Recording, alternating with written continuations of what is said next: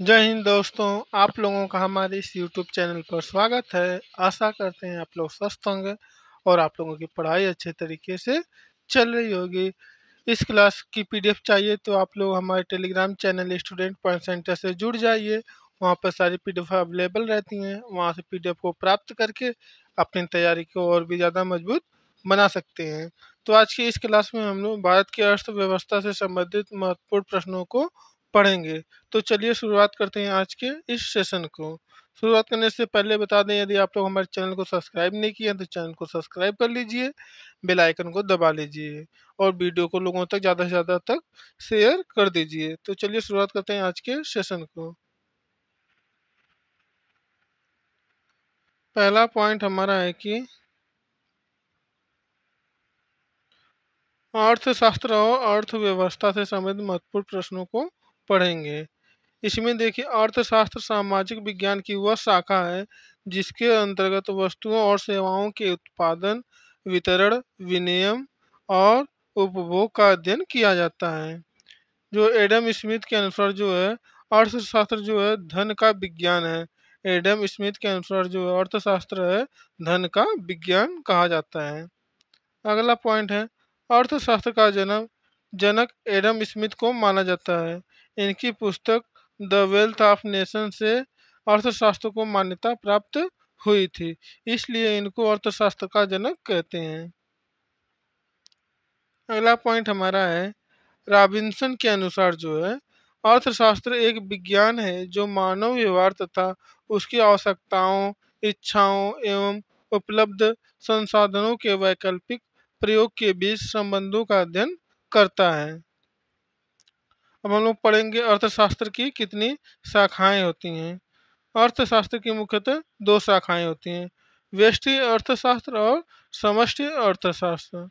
व्यष्टि अर्थशास्त्र में हम लोग देखेंगे क्या है, अर्थशास्त्र की वह शाखा जिसमें व्यक्तिगत इकाई के व्यवहार का अध्ययन किया जाता है उसे व्यष्टि अर्थशास्त्र कहते हैं। समष्टि अर्थशास्त्र के अंतर्गत जो है अर्थव्यवस्था के व्यवहार का अध्ययन किया जाता है। इस शाखा में राष्ट्रीय व अंतर्राष्ट्रीय मुद्दों को शामिल किया जाता है। नेक्स्ट पॉइंट हमारा है कि अर्थव्यवस्था जो है अर्थशास्त्र का व्यवहारिक पक्ष है। नेक्स्ट पॉइंट है, अर्थव्यवस्था किसी देश या क्षेत्र विशेष में होने वाले आर्थिक क्रियाओं की प्रकृति एवं प्रगति के स्तर को दर्शाती है। जब हम किसी देश को उसकी समस्त आर्थिक क्रियाओं के संदर्भ में परिभाषित करते हैं तो उसे हम लोग क्या कहते हैं, अर्थव्यवस्था कहते हैं।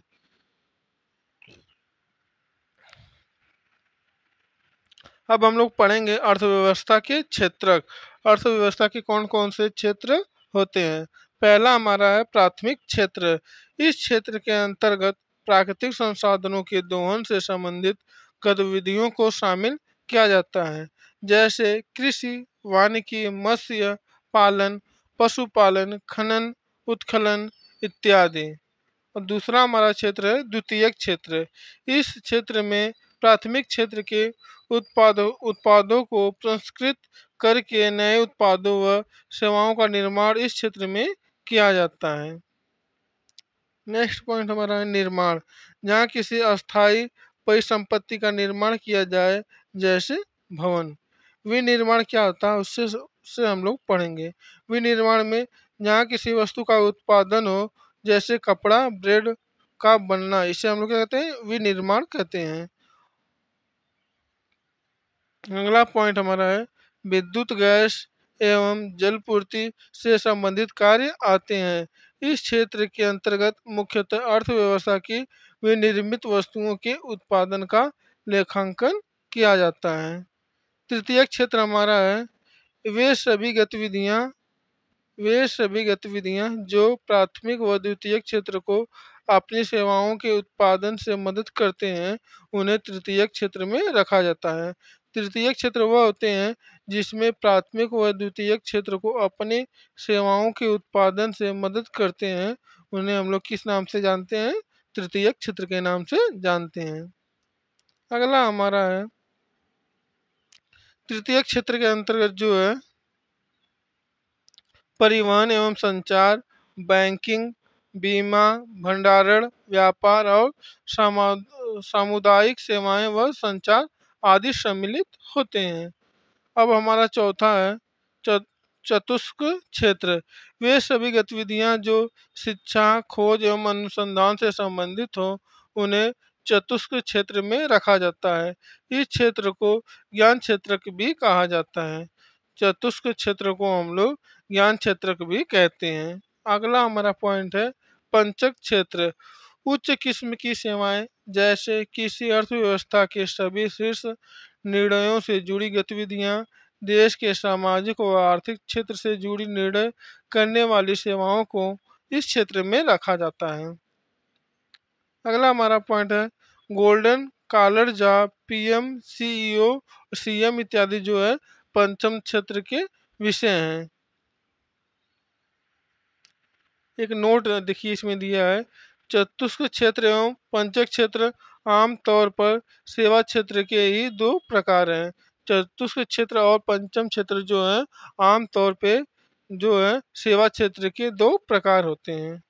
अब हम लोग पढ़ेंगे अर्थव्यवस्था के प्रकार। अर्थव्यवस्था के कितने प्रकार होते हैं।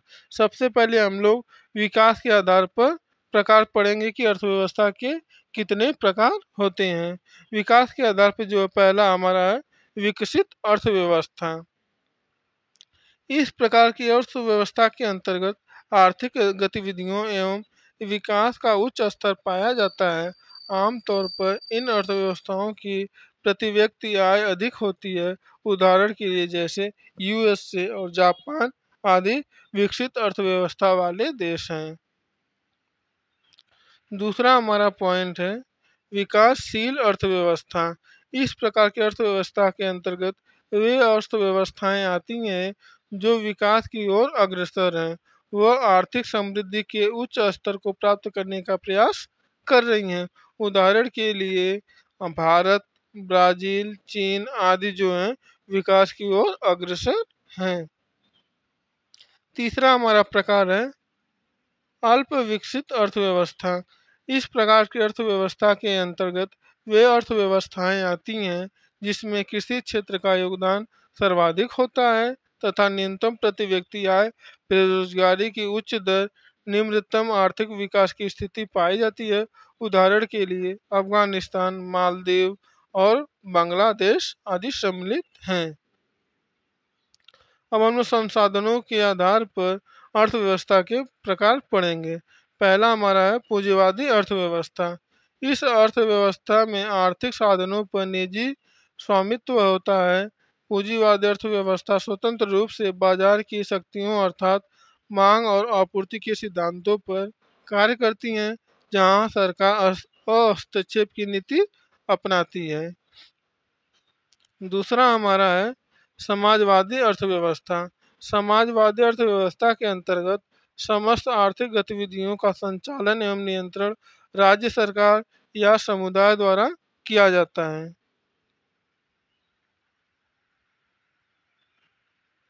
अगला पॉइंट है उत्पादों के साधनों, उत्पादनों एवं वितरण का पर सार्वजनिक क्षेत्र का स्वामित्व होता है। अगला हमारा है आवश्यकता इस प्रकार की अर्थव्यवस्था को प्रभावित करती है तथा लोक कल्याण को अर्थव्यवस्था के केंद्र में रखा जाता है। इस प्रकार की व्यवस्था वाली अर्थव्यवस्था को केंद्रीकृत नियोजित अर्थव्यवस्था भी कहते हैं। चौथा हमारा है मिश्रित अर्थव्यवस्था। मिश्रित अर्थव्यवस्था की संकल्पना वर्ष 1929 की महामंदी के दौरान जॉन मेनार्ड किन्स के विचारों से प्रेरित है। यह पूंजीवादी एवं समाजवादी अर्थव्यवस्था के सकारात्मक पहलुओं के श्रेष्ठ समायोजन का उदाहरण है।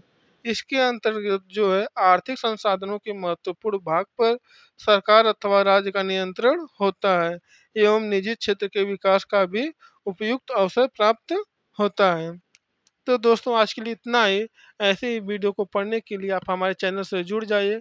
हमारे चैनल का नाम है स्टूडेंट पॉइंट सेंटर। यदि आप लोगों को पीडीएफ चाहिए तो आप हमारे Telegram channel student point centre से जुड़कर पीडीएफ को प्राप्त करके अपनी तैयारी को और भी ज़्यादा मजबूत बना सकते हैं।